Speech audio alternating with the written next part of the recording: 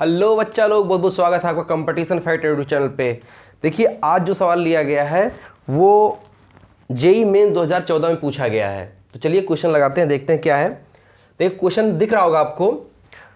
दो वृत्तीय प्लेटें जिनके बीच दूरी 5 मिलीमीटर है, ठीक है, से एक समांतर पट्टिका संधारित्र बनाया गया है जिनके बीच परावैद्युत स्थिरांक 2.2 का एक परावैद्युत पदार्थ रखा गया है।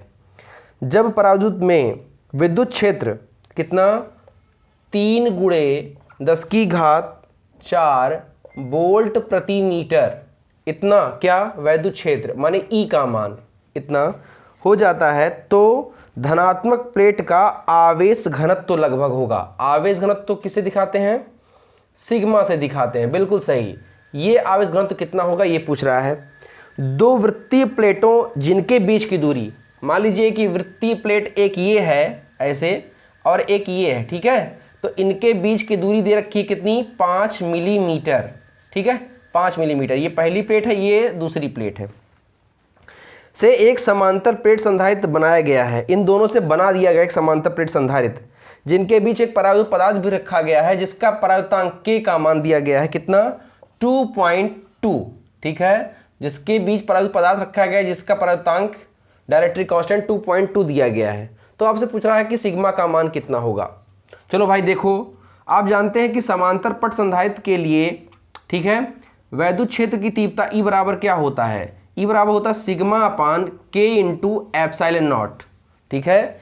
E is equal to sigma upon K into epsilon naught. अब सिग्मा इक्वल टू कितना हो जाएगा? Sigma equal to cross multiple करिए E into K into epsilon naught. बच्चा लोग बात समझ में आ रही होगी। अब सिग्मा इक्वल टू ई की वैल्यू कितनी दे रखी है? 3 × 10⁴ वोल्ट पर मीटर में। ये वोल्ट पर मीटर में एक वैद्युत क्षेत्र की तीव्रता नहीं बताया था मैं, न्यूटन पर कूलम में बताया था, लेकिन वोल्ट पर मीटर में रखी है। ये किस लिए? ये जब अगला चैप्टर पढ़ाया जाएगा तो वहाँ पे आपको बताया जाएगा वैद्युत क्षेत्र की तीव्रता और विभव प्रवणता में संबंध क्या होता है। E बराबर माइनस डेल्टा V अपान डेल्टा x। तो देखो यहाँ पर V जो है विभव है, विभव में परिवर्तन, x माने दूरी में परिवर्तन, तो V का मात्रक वोल्ट, दूरी का मात्रक मीटर, वैद्युत क्षेत्र की तीव्रता का यहाँ से मात्रक लिखा गया है। वैद्युत क्षेत्र की तीव्रता और विभव प्रवणता में संबंध, relation between electric field intensity and potential gradient. अब आगे बढ़ते हैं। सिग्मा इक्वल टू ई की वैल्यू रख दी गई। K की वैल्यू कितनी है बच्चा लोग? K की वैल्यू है 2.2, ठीक है, और एप्सिलॉन नॉट की वैल्यू अपने को पता है 8.85 इंटू 10 पावर कितना? -12, ठीक है। तो सिग्मा इक्वल टू जरा बताओ क्या हो जाएगा? मल्टीप्लाई करो भाई, ये हो जाएगा 3 दूनी 6, 3 दूनी 6, 6.6 इंटू 8.85 इंटू 10 पावर कितना? अब 10 पावर सॉल्व कर लेते हैं। -12 + 4 कितना बनाएगा? -8। तो गुणा करने पे आ गया 58.41 गुणे 10 की घात कितना हो जाएगा? -8। अगर एक अंक दशमलव इधर खिसकाएंगे तो सिग्मा इक्वल टू क्या मिलेगा? 5.84 इंटू 10 पावर कितना? 10 से भाग किया मैंने, 10 से भाग किया, 10 से क्या करेंगे? गुणा। 10 से गुणा करेंगे 10 की घात 1 कम हो जाएगी, क्या बनाएगी? 10 की घात कितना? -7।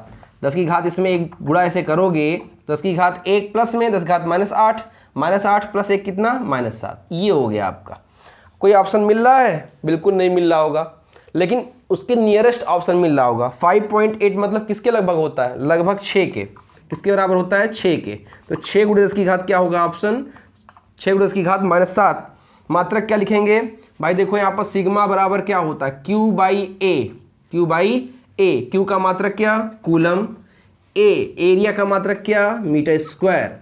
तो आपको मिल गया 6 × 10⁻⁷ coulomb per metre square. Option check करते हैं। हाँ जी बिल्कुल सही है, ऑप्शन पहला ए ऑप्शन क्या है? इज द राइट आंसर, सही है, ठीक है। अब आगे बढ़ते हैं। ए ऑप्शन क्या है? सही है, ठीक है। चलिए आगे बढ़ते हैं। अब नेक्स्ट क्वेश्चन देखते हैं। नेक्स्ट क्वेश्चन लिया गया है, ये नीट 2013 में पूछा गया है। नीट 2013 में नेक्स्ट क्वेश्चन देखिए पूछा गया है और आपके सामने ये है स्क्रीन पर, ठीक है। देखो क्या है? सरकंडे पित्त की 2 बालों गोलियों पर समान बराबर आवेश हैं इन्हें समान लंबाई की डोरियों अर्थात धागों से एक बिंदु से लटकाया गया है। संतुलन की अवस्था में इनके बीच की दूरी r है। देखो भाई, कुछ ऐसा मामला इन्होंने क्रिएट किया है। ये देखो, एक फिगर आपको दिख रहा होगा, ये ऐसा मामला है। ये इनके बीच की जो डोरी की लंबाई है वो कितनी है, y, ठीक है। संतुलन की अवस्था में इनके बीच की जो दूरी हो कितनी है, r है। ये इन्होंने दे रखा है, r है। आगे बढ़ते हैं। संतुलन की अवस्था में बीच की दूरी r है, ठीक है। दोनों डोरियों को उनकी आधी लंबाई पर कसकर बांध दिया जाता है। एक कंडीशन A है और एक कंडीशन अब देख लो, एक और बात बन गई क्या, इनके बीच की जितनी दूरी है उसके आधे पर, ठीक है, उसके आधे पर क्या किया है, इन डोरियों को कस के बांध दिया गया है। तो पूरी दूरी y थी, तो आधे पे मतलब कितने पर y/2 दूरी पर क्या किया गया है, बांध दिया गया है। अच्छी बात है, y/2 दूरी पर बांध दिए हैं, ठीक है। ये है, ये y/2 दूरी पर बांध दिया गया है, ठीक। फिगर में आपको दिख रहा होगा, क्वेश्चन में भी दिया गया है। आगे बढ़ते हैं। तो बच्चा लोग कह रहा है, अच्छा ये बीच की दूरी कितनी है, ये दूरी जो है r दे रखी है, ठीक है।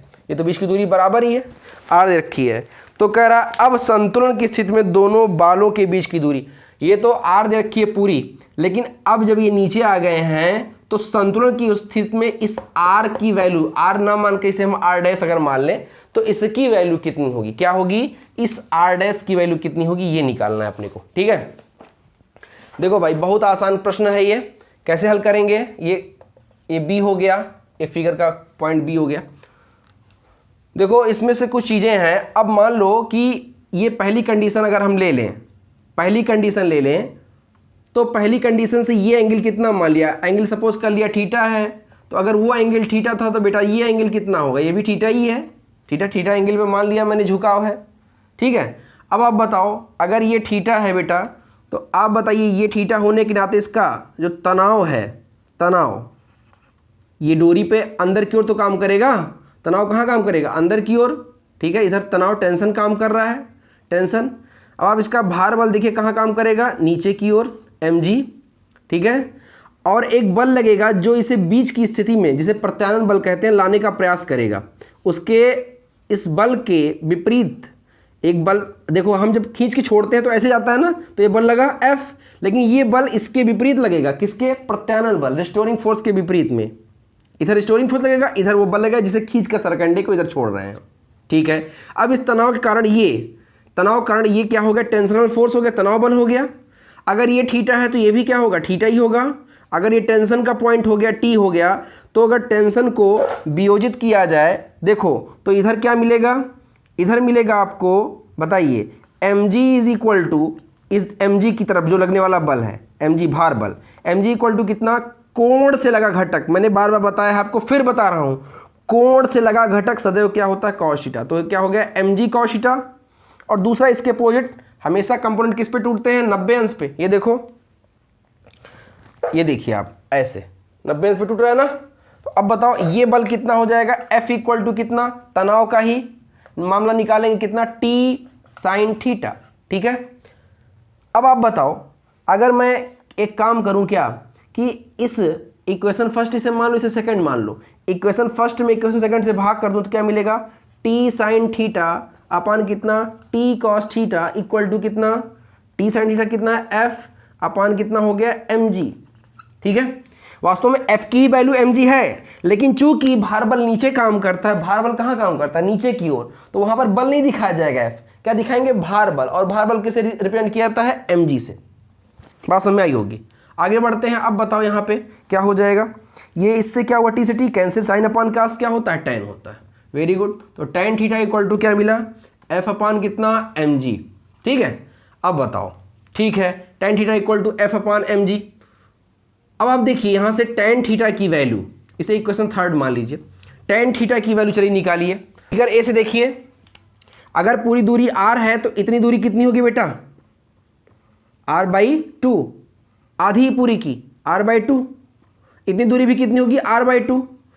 अब आप देखो, मैं इतना काट के अगर निकाल लूँ, ये देखो, तो ऐसे तो प्राप्त होगा, ऐसे तो प्राप्त होगा। ये थीटा एंगल आपका हो गया, ठीक है। ये दूरी कितनी होगी, r/2, और ये पूरा कितना हो गया, y हो गया।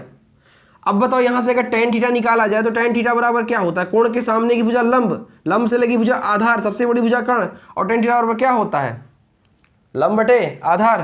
तो लंब कितना हो गया r/2, आधार कितना हो गया y। अगर इक्वेशन थर्ड में चलें, इक्वेशन थर्ड में tan थीटा के जगह क्या लिख सकते हैं, r/2 अपान कितना y is equal to f। f क्या है, ये दोनों एक सरकंडे आवेश की तरह काम कर रहे हैं, तो और दोनों पर आवेश का मान क्या है, समान है। क्या है, समान, प्रश्न में दिया है। तो आवेश क्या हो गया, q। क्या आवेश हो गया, q। तो अगर फार्मूला लगाएं तो F इक्वल टू क्या होता है, वैद्युत बल का मान 4πε0, जिसे हम K मान ले रहे हैं, स्मॉल k, Q1 Q2 अपान r स्क्वायर। तो Q1 कितना Q, Q2 कितना भी Q, तो Q गुणे Q कितना Q स्क्वायर, और अपान कितना r स्क्वायर। r स्क्वायर दोनों के बीच की दूरी, दोनों सरकंडों के बीच की दूरी कितनी है, r स्क्वायर। यहाँ नहीं है सरकंडा, यहाँ है, तो दोनों सरकंडों के बीच की दूरी r है, तो इनका स्क्वायर कितना हो जाएगा, r स्क्वायर। बात समझ में आई होगी। आगे बढ़ते हैं। अब बताओ यहां से ये कांस्टेंट है, बोलो हाँ कि ना। चार्ज का मान बदल नहीं रहा तो वो भी कांस्टेंट हो गया, ठीक है। क्या बदल रही है, केवल दूरी और किसका मान, y का मान, दूरी r का मान और किसका मान, y का मान। तो r और y में रिलेशन निकालो। जरा बताओ, अगर y देखा जाए तिरछा गुणा करें और सब कांस्टेंट मान के छोड़ दें तो y प्रोपोर्शनल टू क्या मिलेगा, देखो r स्क्वायर इंटू r, माने क्या, r क्यूब। नहीं समझ में आ रहा तो यहाँ पे देख लो कोऑफिशिएंट भैया, r क्यूब, इसका इससे गुणा करते हैं, r cube upon 2 equal to y into K into Q square. अब आप देखो यहाँ से r क्यूब बराबर 2 into Y into K into Q square, ये कांस्टेंट, तो y प्रोपोर्शनल टू किसके हो गया, r क्यूब, ठीक है। अब बताओ r इक्वल टू क्या हो जाएगा, r प्रोपोर्शनल टू y की power 1/3, r proportional to y की पावर कितना, 1/3। वेरिएबल कौन है, r और y, ठीक है। r बदल रहा है और y बदल रहा है, r का मान निकालना है, y का मान बदल रहा है, दिख रहा है आपको, है ना। तो चलिए अब इसमें रिलेशन देखा जाए तो क्या मिलेगा, बताओ भाई, r डैश अपान r, मैंने r डैश मान लिया इसे, r डैश अपान r, पहले r डैश लिखेंगे फिर r का मान।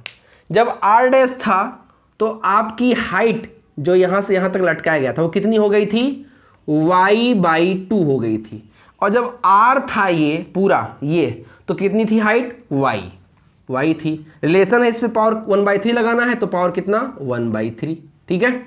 y से y कैंसिल, r dash is equal to, ये बटे में इधर जाएगा, मल्टीप्लाई में हो जाएगा r इंटू, ये कट गया, क्या बचा, 2 बचा केवल, 1/2 की पावर 1/3, इसे ले सकते हैं r dash equal to r, और 1/2 की पावर 1/3 को ले सकते हैं 1/2, और ऐसे अंडर रूट लगा के इस पे क्या ले सकते हैं, 3, माने घनमूल, ठीक है, इस तरीके से।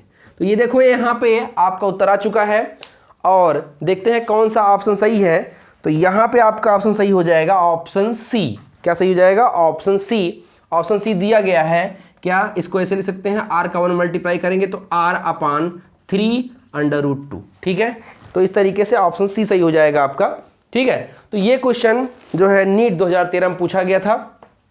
ऐसे ही प्रश्नों को देखते रहिए हमारे साथ, और चैनल पर नए हैं चैनल को सब्सक्राइब करना बिल्कुल मत भूलिए। अपने दोस्तों के साथ अधिक से अधिक शेयर करेंगे तो सबका भलाई होगा। फिर मिलते हैं, तब तक के लिए नमस्कार।